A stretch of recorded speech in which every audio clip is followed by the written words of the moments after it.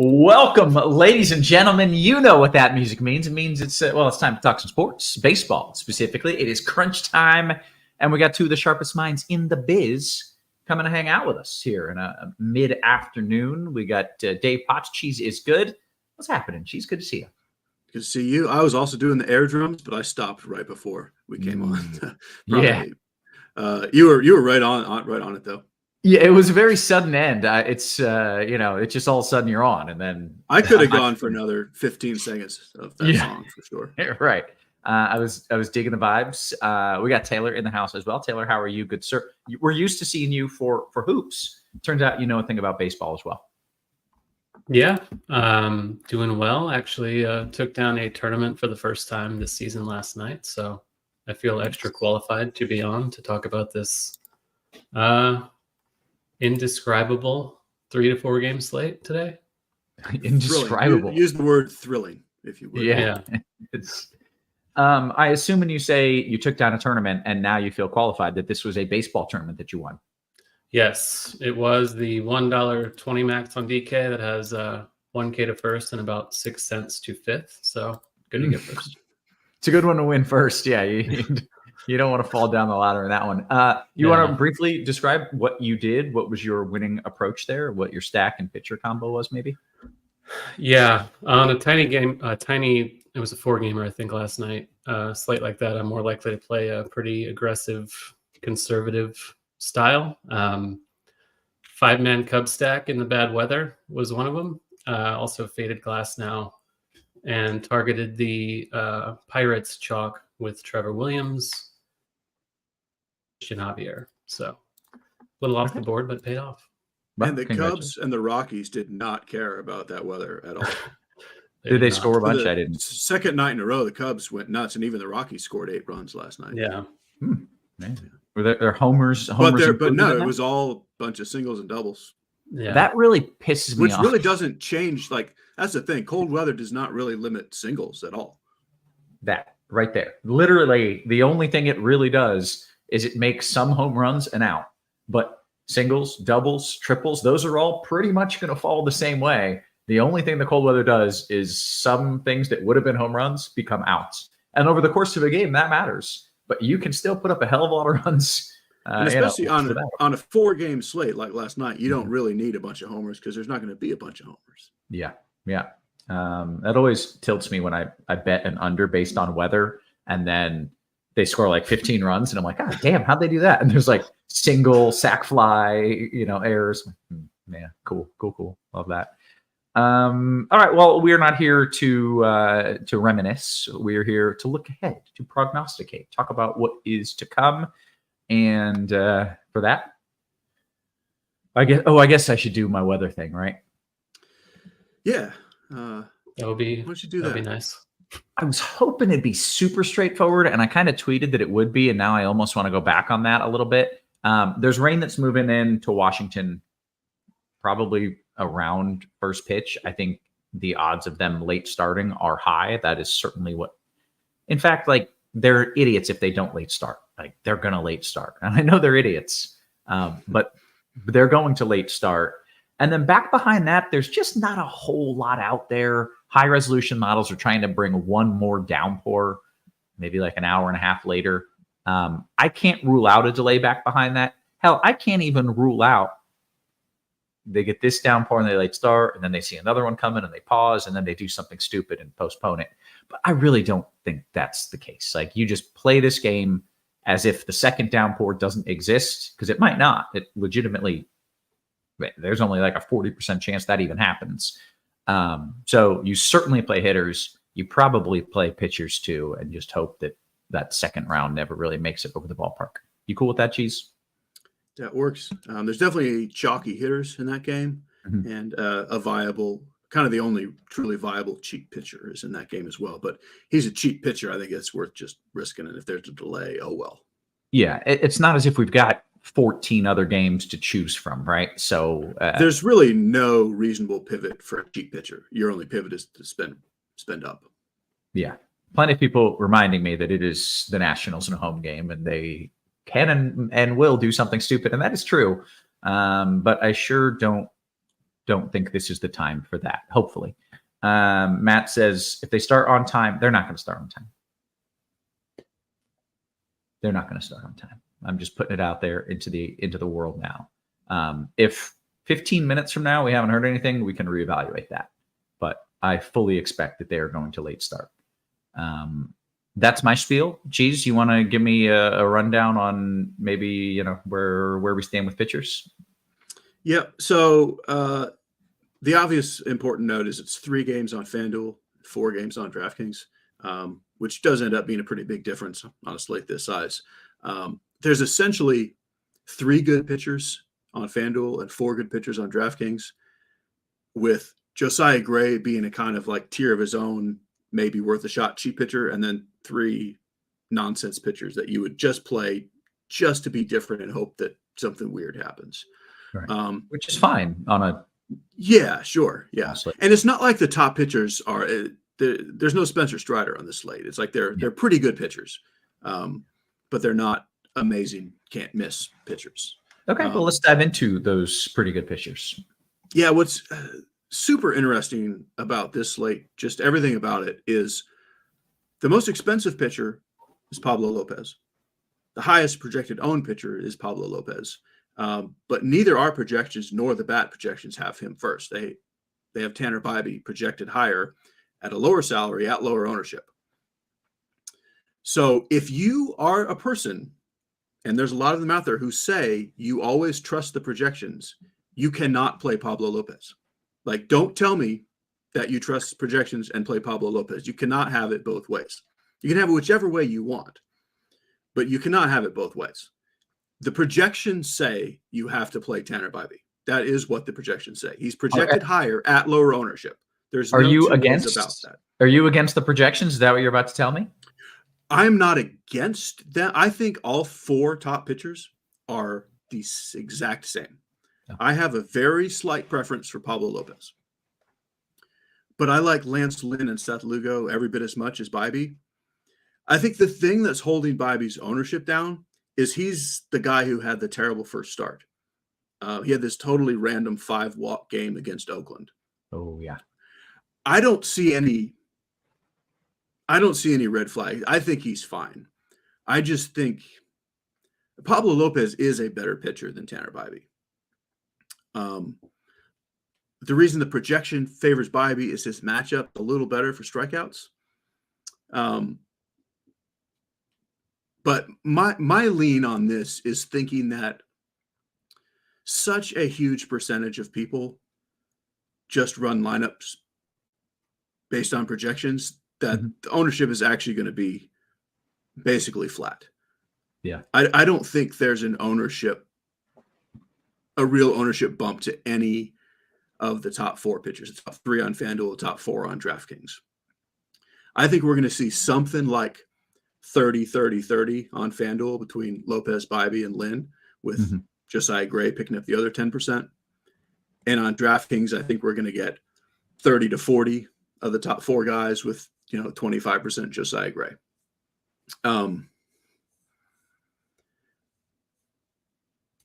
If I was just 1,000% certain that Bybee is totally fine and there's nothing at all to the bad first start, I guess I'd lean slightly him ahead of Lopez, thinking, okay, let's just say the ownership projections are right and he's a little lower.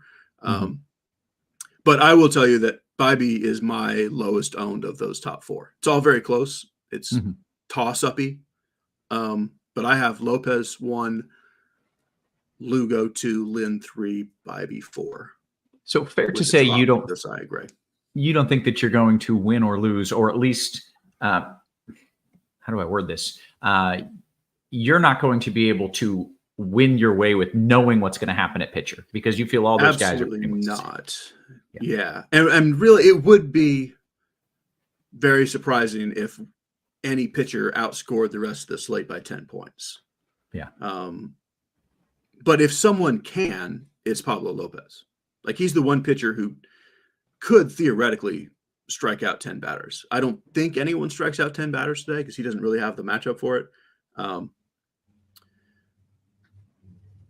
when it's close, I'm just going to take the guy who is the most talented overall pitcher, which is Pablo Lopez. Okay. Well, then I guess that's simple enough. Taylor, why don't I get your thoughts on how you're handling pitchers? Yeah, on a slate like this where it's Can I pretty interject gross, real quick? I will allow it. Late start announced. That was I said, don't even worry about They were them. watching. They They were, watching. yeah. They're like, oh shit, Kevin said there's going to be a late start. We better do that. It's a late start. I stand behind everything that I said earlier. And I'm kind of proud of myself for not even answering the question about what happens if they don't late start, because I felt that was coming. Okay. Sorry. I didn't mean to cut you off to do a really bad dance, but felt good about that. It was totally worth it, actually, for everything that happened. All right. Pitcher thoughts. Yeah. So I agree with that take. I think Bibby, or however you say it, is going to be evenly-ish owned with Lopez and probably Lugo. The matchups are pretty good for all of them. Bibby does have the strikeout thing with Minnesota. They strike out about 26% of the time against righties going back to last year. So he's the one I'm leaning on the most. I assume the field will be there with me on that. I think I'm more inclined to take a look at the pitchers in the St. Louis-Miami game, just because both offenses are kind of underwhelming. The pitchers are too, Ryan Weathers and Lance Lynn, of course, but Lynn still seems to have some strikeout stuff, and Miami has just looked awful so far and do not have the most lethal lineup to begin with. The St. Louis lineup is kind of wonky with no Contreras and Victor Scott leading off, like small samples on most of their hitters, but it does not look very imposing. Ryan Weathers is probably the worst pitcher on the slate, but he's cheap. And I think this is a slate where you can leave salary on the table just because it's 4 games. We don't have Dodgers, Braves, Astros, teams like that to pay up for. So I don't mind taking the savings just in the name of being different in a tournament. The salary cap's kind of arbitrary anyway. So in a sport like baseball, where you're more focused on correlation, things like that, I don't think absolutely paying $50,000 or $60,000, whatever it is, on FanDuel is totally a must. So I don't mind kind of dividing things up and getting different that way. Let me jump in while you're there. If you have more to say, you can jump back in a second. But on FanDuel, there's essentially no salary cap today. Like there are no expensive hitters, like you kind of alluded to.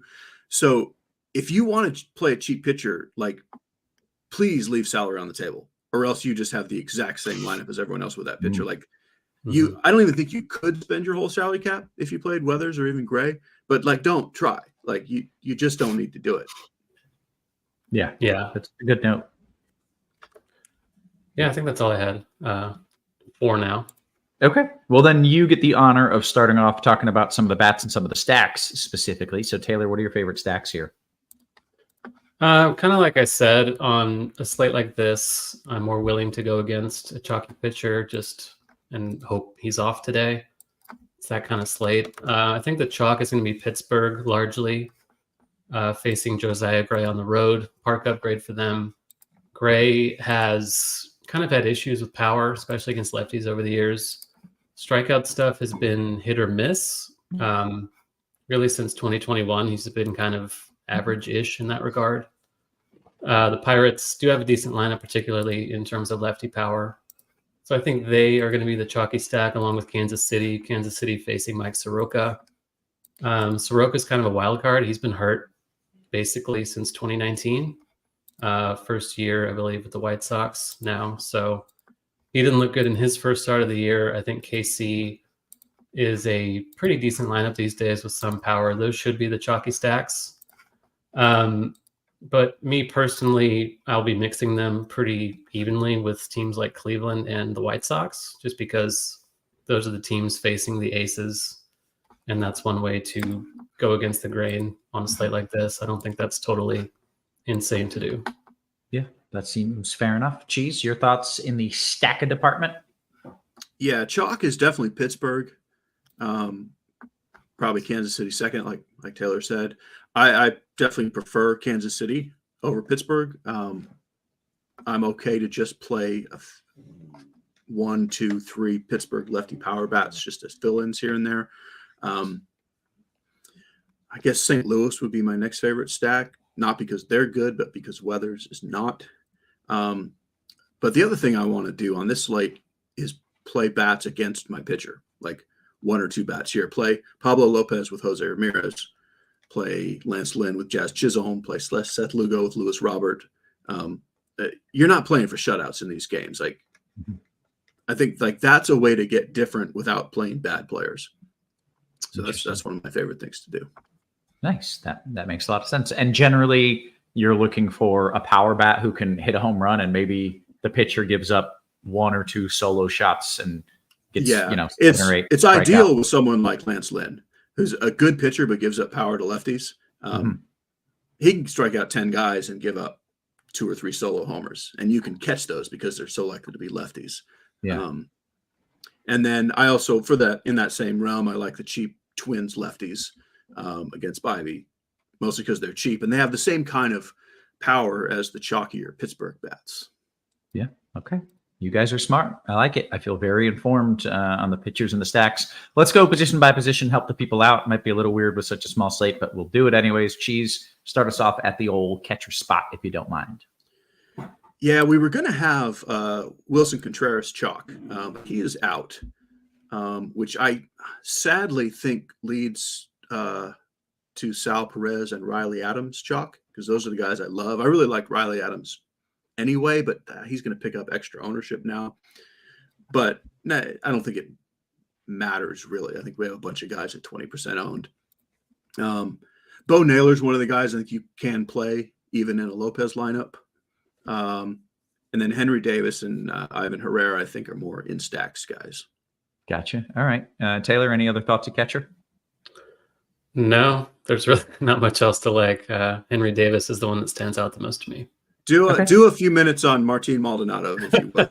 Martin Maldonado and Christian Vasquez, the old 2023 Astros platoon or whatever, 2022. Yeah. Taylor, how about first base? First base, Rowdy Tellez stands out. Obviously, platoon advantage against Josiah Gray. Pretty good power hitter. Cheap around the industry mainly. Not that cheap really matters on this slate, but can't hurt. Josh Naylor, I mentioned Cleveland as a team I'm targeting today. He has platoon advantage against Lopez. Certainly someone you want if you are stacking the Guardians today. Joey Gallo, just kind of a cheap home run, lefty, but Martin Perez, not a very imposing lefty, not going to rack up a lot of Ks. And that's obviously the thing we are nervous about with Gallo. And Paul Goldschmidt, if you're paying up $5K on DK, platoon advantage against the awful Ryan Weathers. I think those are the standouts at first base for me. Okay. Did get a question here from Jeff. He said he just joined. What happened with the Washington game? What happened is I said they're going to late start and it's going to be okay. And then they late started, and then I went like this. And then that pretty much catches you up on what happened. I think the game is going to be fine. There's a low risk of anything going wrong. Not a no risk, but a low enough risk that you just play it and cross your fingers. Cheese, your thoughts at first? Yeah, on FanDuel, sadly, because there really is no salary cap, Goldschmidt's going to end up chalky, even though I don't think anyone really likes him. It's just like there's so many lineups you make, you just end up with like, oh, I have $3,000 left. I guess I'll go up to Goldschmidt, which leads to the play. I do like him, but like, even if you're mini stacking elsewhere, if you have Rowdy Tellez in and you have $800, just leave Rowdy in there. Like, I also like Alex Kirilloff for a cheap homer. Josh Bell is viable. But there's not much to like, basically. And then on DraftKings, Vinny Pasquantino. I think I'm going to say he's my favorite. I think I'll say I like him slightly ahead of Goldschmidt. Okay. Second base. No, thank you. Like on FanDuel, I mean, I guess I'm going to say Nolan Gorman is my favorite play, but like Jimenez, Julian, Arias, Gorman, none of these are really great plays.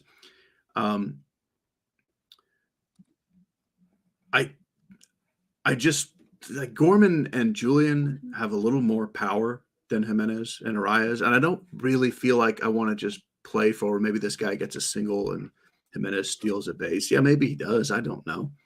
But as a one-off, I'm playing Gorman or Julian, and then this other stuff in stacks or even mini stacks. Okay, Taylor, your thoughts a second? Yeah, it's pretty nasty.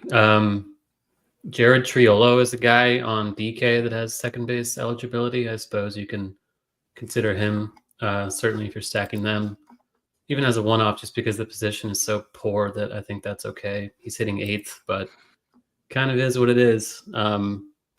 Jimenez, the one that stands out to me, of course, as the Cleveland guy, but if anyone on Cleveland's going to garner ownership, it's probably him, just because this position is so bad.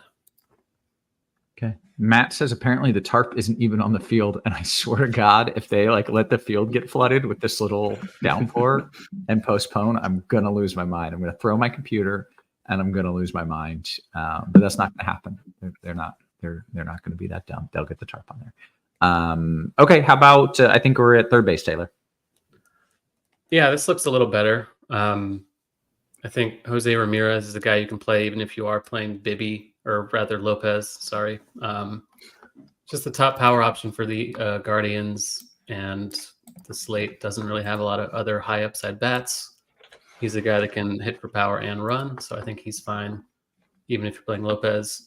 Brian Hayes for the Pirates is a standout, hitting at the top of their lineup, hitting 3rd.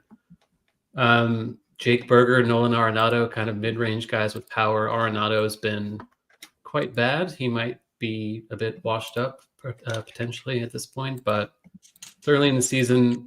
If he's going to hit a home run against anyone, it might as well be Ryan Weathers. So he's going to pull ownership, and I guess it's justified. I mentioned Triolo as another play you can consider as a part of a Pirate stack if you can't quite get up to Hayes, but on this slate you should be able to do that. And then Michael Garcia hitting at the top of the Royals lineup is going to be interesting.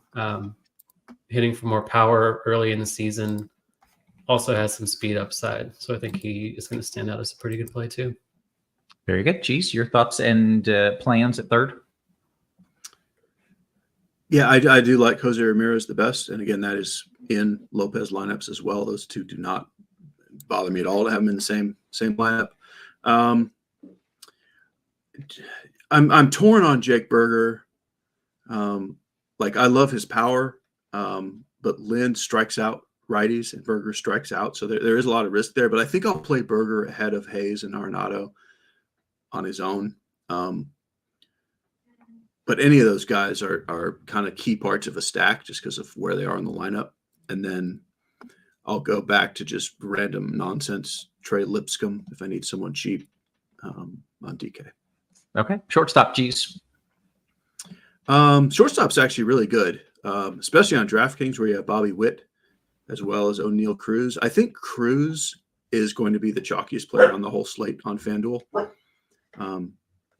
Leading off for Pittsburgh, he's kind of a hyped prospect guy. He's affordable.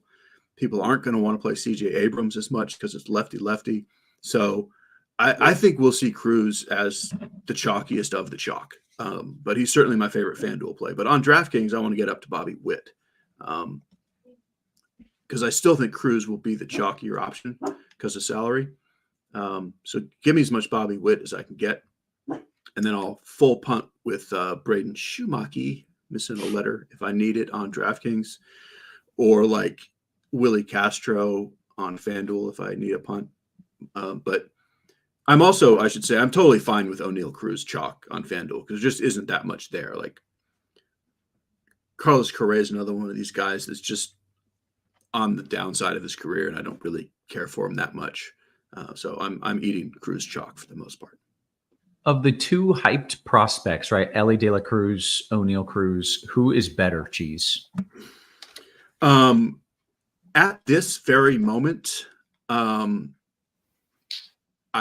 I think O'Neal Cruz is probably more likely to be better right now, but really they're both going to be really roller coaster rides for a while because they both strike out a ton. Yeah. And they both have all kinds of power and speed. And And it wasn't For one of them this- a pitcher, and he throws like he just hoses dudes, or one of them has like a crazy strong I think arm. they Right? both do. Yeah. Oh, they both do. Yeah. Okay. I don't know about the pitching, but they both can. Right, Yeah. like they can do everything. They have like all the talent in the world. It's crazy, but like I don't love either one for real life baseball yet. Yeah. But I'm Right. slightly into O'Neill Cruz. Okay. Interesting. I learned. Yeah. I got a comment on this. Someone in the chat says, can you take the paywalls down for Plate IQ? This is not right. You guys doing this. What? It's not right. I don't. Do you think it's morally wrong to charge for a great product that people want? I don't. I got a kick out of that. I don't know why. I enjoy that as well. I'm glad you pointed that out to me. It's a fantastic product, and it is worth paying for that. That's like how a company works: is that you charge for things that. Anyways, all right. I think we're on the outfield. Are you in the outfield, Cheese, or is it Taylor shortstop? Yeah. Okay. Oh, yeah. I don't have much more to add. I mean, it's Cruz and Witt, and then everyone else is a rung or two below them. Abrams would be the standout. But even in stacks, guys like Rocchio and Wynn don't look great. Hitting at the bottom of the order, project poorly. Of course, Tim Anderson, another guy that's surely on the downside of his career. But if you're playing Marlin stacks, I suppose you can give him a look. Okay, then bring me to the outfield. Yeah, usually this is the fun part. Today may not be the fun part. Pirates lefties, Jack Sawinski and Brian Reynolds against Josiah Gray are going to stand out. Sawinski for 3.7 on DK is a little underpriced. Good power guy. Easy play in all formats. Going to be pretty popular, but certainly justified. Like Thomas on the other side of the game, platoon advantage against Martin Perez. He looks good for 4.7 on DK. Jazz Chisholm, a little bit overlooked, I assume, along with the White Sox. Luis Robert and Eloy Jimenez, who is questionable. Robert's a good power source, too. He's not going to garner much ownership on this slate just because of the matchup, and he's on the White Sox. So I don't mind looking his way. Victor Scott is going to be a good salary saver hitting leadoff for St. Louis. Stolen base potential for him against Ryan Weathers.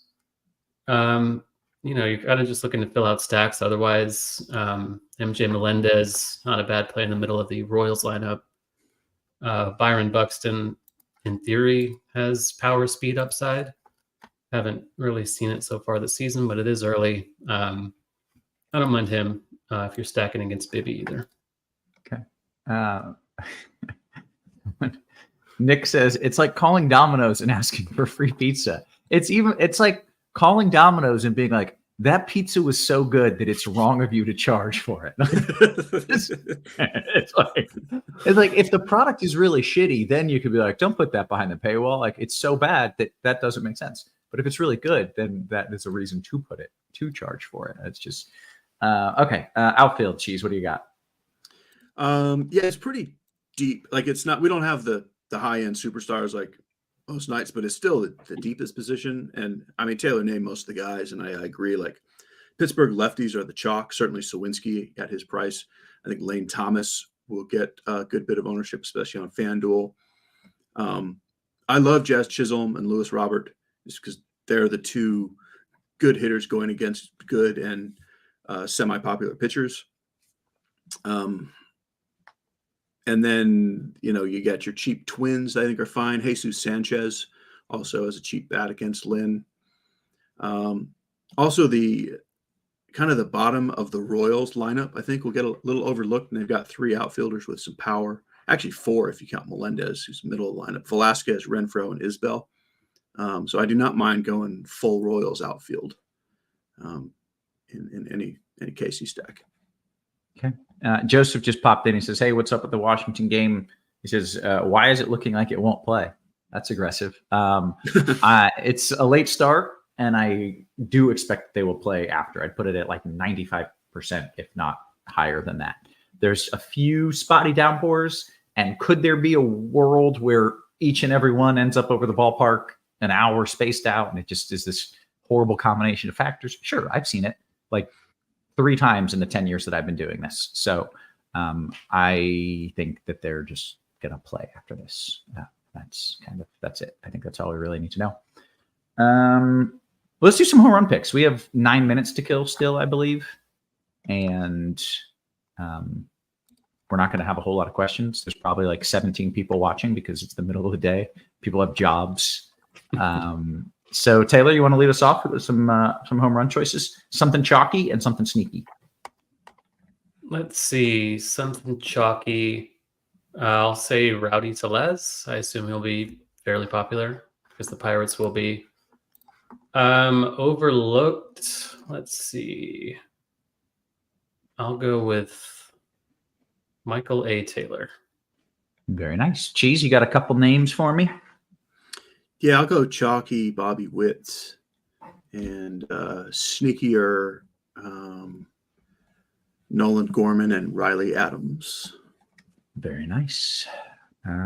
Okay. If you guys have any questions, get them in. If not, it is a beautiful day here in Houston, and I'm just going to go for a walk. And that's how I know I'm getting old, because that's not that something sounds you do. like entertaining to you. Like, well, this is going to be exciting. Right. I'm going to enjoy this walk. 10 years ago, that thought would have never crossed my mind, but I'm actually looking forward to just going on a walk. Let's see what we got. J3 says, love that Michael Taylor call. Steven Smith says, if you're going to do a 4 or 5 stack, would you like KC or St. Louis more? KC was the chalkier of the two, right? Yeah. But I mean, I do like KC more. Like, basically, I can make a case for all 9 hitters on KC, and I kind of really like 7 of them. So, I mean, I would go with KC. Yeah. Okay. We'll give people a few more minutes, see if they've got any questions. Hey, while we're here, make sure you hit that thumbs up for us. It's free content. We're doing it multiple times a day. We're dragging Cheese out of hibernation again, I assume, tonight. You going to be back with me or no? No, the only night game is that Royals game. So there's no more. I'm back with basketball. Taylor, are you back with me for basketball? I'll be with you, buddy. There we go. Taylor and I are going to run it back later tonight for some hoops. MJ says, I'm stacking Miami today. Probably a mistake. That's what he said. Taylor, do you agree? Yeah, probably, but maybe. Yeah, you can kind of make a case for everyone on the slate. I personally will have more Lynn than Marlin stacks, but that doesn't mean I'm right. I think Miami's perfectly acceptable. Yeah. Okay. What else do we got? I know what we've got. We've got a great way that you could save $250. There's never been a better time to sign up for RotoGrinders Premium. You got all the sports going on, essentially. Get yourself a 6-month combo subscription at an exclusive price of $469.99. That's a savings of $250 as opposed to buying 6 individual months, which a lot of people do. You can also give combo a test run with a 3-day pass at $19.99. It's about as expensive as a large pizza from an expensive place. If you're looking to test the waters before diving in, check the link in the description for more info. The price, man, I've got a pizza place here, Cheese. Everyone said, you got to try this pizza place. You got to try it. The large pizza is like $25. And I'm not okay with that. That's crazy. The world is a different place than I remember. Yeah. It's $25 for one pizza. It's wild. Yeah. No, yeah, I can't do it. I got a good spot like right around the corner. That's like $11.99 for a lot. Why would I? Is that a Father Jones by any chance? It is not a Father Jones. Is that your spot? Our son used to call Papa John's Father Jones. Like, he said it one time by accident. I could never let it go. I think that's fantastic. I love it. Now he was like 4, and we had been to Papa John's like once, and he was like, "Can we have that Father John's?" 10 years later, you're still just ridiculing him for it. What do we got here? Cheese, can I start Nikola Jokic at first? Absolutely. Yeah. He would be better. He could play baseball for sure. Yeah, I would not play him at like short or in the outfield. I don't think that's going to go well. But at first, not a whole lot of. Yeah, he's got kind of an Aaron Judge vibe to him. He does. Yeah, he's a big old dude who's still Big body. Pretty like weirdly athletic for the size of the man. Mm-hmm. Yeah. Yep. What do we got here? I think it may be time to bounce. Here we go. We'll give a quick overview. I missed the pitcher stock. Cheese. A quick overview, please, from Texas Skinny. You got about 2 minutes to get that in, which you can probably do a lot quicker. Yeah, like the 4 top pitchers on DraftKings are really a virtual tie for me. I rank them: Pablo Lopez, Seth Lugo, Lance Lynn, Tanner Bybee. But it's like those 4 are the pitchers, and I don't think it's likely that any of them win it for you. I think they're all going to be within, 5 points of each other. And then Josiah Gray is the cheap guy that is, to me, worth a shot. You can play any pitcher in any offense because it's that kind of slate where there's just no one's great enough that they can't possibly miss. But I side with Lopez first. Okay. Taylor, got a question for you from Andrew Martinez. Renfroe or Velasquez on DK? Let's see the lineup. I think it's quite close. Maybe Velasquez by a hair, but both good power, both probably equally likely to hit a home run. So I'll say Velasquez just because. Okay. Let's see. Mattel says Twins, Cardinals, Royals, Iowa parlay. Wish me luck. Iowa? Like the women's hoops? Is that what we're talking here? I'm sure there's sites you can parlay baseball with basketball. Okay. So go win whatever that is. Yeah. Sure. Good luck. Good luck to you. Pulling for you. FanDuel, Cheese, Tellez or Arias? We got 2 minutes to lock. At this point, we're just holding on until lock. Tellez. Okay. Cleveland Picker says Cleveland stack. This may be a homer. Just Homerism. Ding, ding, ding, ding, ding. Yeah. It's. Are you guys cool with the Cleveland stack? Yeah. I was talking about them quite a bit. Okay. Mm-hmm. Boy, I really thought it was going to be easy to fill these last 90 seconds, but now I'm all out. I got nothing left. You're already walking. I'm already, my mind is walking down the side of that busy road, which is awkward. I don't have a good walking. No You don't sidewalk? live in like a quiet neighborhood. Yeah, I do not live in a quiet neighborhood, and I do not have a sidewalk. I just I look like kind of a bum, like walking on the side of the road. Well, I hope you'll make it back for evening crunch time. Yeah, if I don't make it back, somebody in Houston murked me. It happens. All right. I think with that, we're going to bounce on out of here. All right. Yeah, let's do it. For Cheese and for Taylor. Cheese, enjoy your early night. I feel like these are going to be few and far between when we don't have it's night games. very rare that there's no night games. So yeah.